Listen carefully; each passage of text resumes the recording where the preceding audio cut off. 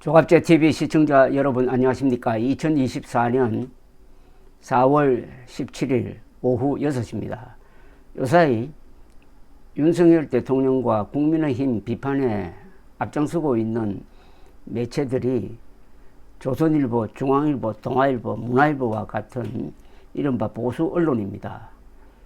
보수 언론이 과연 윤석열 국민의힘을 비판할 자격이 있느냐 하는 것도 한번 따져볼 필요가 있습니다. 확실한 것은 윤석열 국민의힘의 실패에 이 보수 언론들이 큰 역할을 했다는 것입니다. 특히 의료 대란 사태와 관련하여 그렇다면은 이들 보수 언론은 먼저 반성문을 쓰고 비판해야 설득력이 있을 것입니다. 보수를 어떻게 살릴 것이냐 하는 이야기를 할 자격이 없는 언론이 바로 이들입니다. 이 문제를 제가 한번 논리적으로 따져보겠습니다. 지난 3월 2일 의과대학 정원 2,000명 정원을 핵심으로 한 의료개혁 드라이브로 윤석열, 한동훈 국민의힘 지지율은 동반 상승하고 국힘당이 과반수 제1당이 될 것이라는 평론가들의 추측이 나오고 있을 때였습니다. 저는 조갑제TV에 보수 이념적 관점에서 다른 생각을 올렸습니다.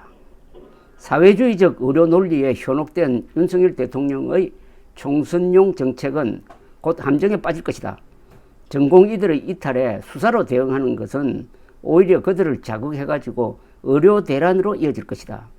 의사들에 대한 국민들의 반감으로 지지율을 일시적으로 높인다고 한들 국민들이 불안감을 느끼기 시작하면 함정에 빠져서 선거를 망치게 될 것이란 예측을 했습니다. 기록을 남겼습니다. 3월 2일 올린 동영상.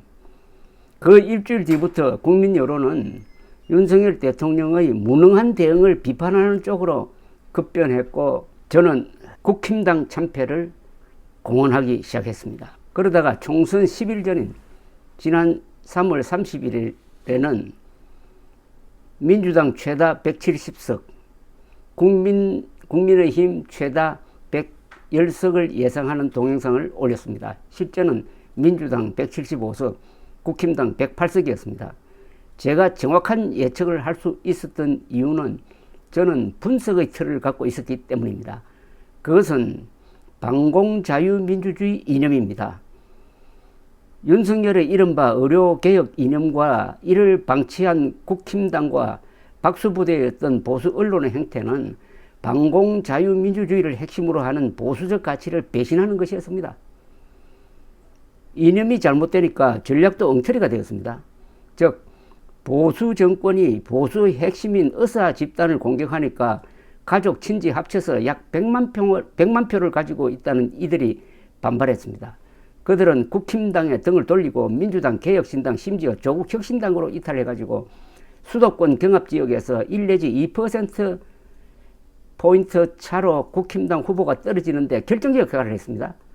저는 이종섭, 황상무, 대파갑 소동이 아니라 의료 대란이 이번 총선에서 국힘당에 가장 불리하게 작용했고 10석에서 30석 사이에 영향을 주었다고 생각합니다. 그런데도 보수 언론은 지금도 의료 대란 때문에 국힘당이 졌다는 이야기를 하지 않습니다. 그렇게 이야기하면은 책임 추궁을 당하는 거죠.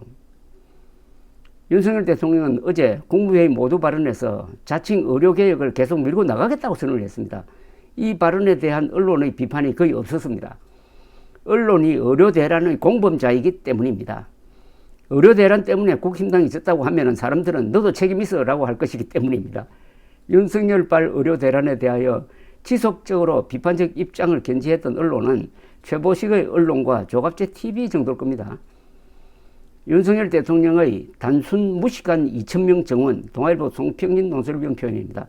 단순 무식한 2,000명 정원은 10여 년 뒤부터 효과를 본다는데 그는 벌써 의사 인력 1만 명을 즉 5년분의 정원 규모만큼을 줄이는 데 성공했습니다. 사직서를 내고 병원을 떠난 전공의에다가 인턴 등록을 거부하고 있는 예비생들 그리고 동맹 휴학 중인 의대생을 합치면 15,000명에 육박합니다. 인력 수급이 피처럼 순환해야 제대로 돌아가는 의료 시스템이 심장마비를 일으키기 직전입니다. 지금 한국 의료의 심장인 서울의 5대 병원은 하루에 수십억 원씩 손해를 보다가 금명간 가동 정지가 될지 모릅니다. 세계 최고를 자랑하는 한국 의료를 이렇게 단기간에 망가뜨린 윤석열 대통령은 불을 질러놓고는 자존심 상한다고 그러는지 불을 끌 생각 자체를 하지 않고 있습니다. 소방호수를 끌어와 물을 퍼부어야 하는데 저수지 짓겠다고 버티는 격입니다. 의료 대란으로 총선 날리고 고집으로 정권 날릴지 모릅니다.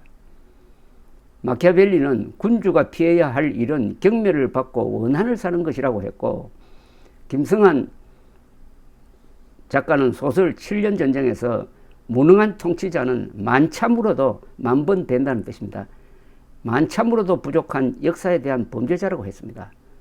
오늘 조선일보는 서울대병원에서 산부인과 전임의가 한 명도 없게 되었다고 일면 머리 기사로 보도했습니다. 낮은 수가, 잦은 응급, 소송 부담 3중고 문제 해결하지 않으면 2만 명 정원해도 지원자 없을 것이라고 요약했습니다. 기사를 읽어보면 의사 부족으로 이런 일이 일어난 게 아님을 알 수가 있습니다.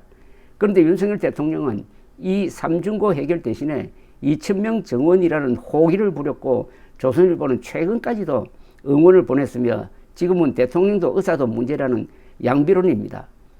2,000명 정원 철회 말고 무슨 수습책이 있습니까 지금? 윤석열은 보수 괴멸의 역사적 사명을 띠고 이 땅에 태어났다는 말이 댓글창에서 인기인데, 이른바 보수 언론은 보수 괴멸 세력의 팬클럽이 아니었습니까? 민주당이 총선에서 이겨보겠다고 민노총을 공격하는 걸 본 적이 있습니까? 한국 정치에서 가장 큰 전략은 아직도 이념입니다. 그런데 이걸 작성 중에 윤석열 대통령이 국무총리 후임에 박영선 전 민주당 의원, 비서실장 후임에 양정철 전 민주연구원장 카드를 검토하고 있다는 기사가 떴습니다. 이준석 개혁신당 대표는 문재인 아바타네요 라는 논평을 올렸습니다. 그 뒤 대통령실이 이를 부인을 했지만은 윤석열 대통령의 오만 불통 무능에 대한 불신감 때문에 말끔하게 정리가 되지 않고 있습니다. 감사합니다.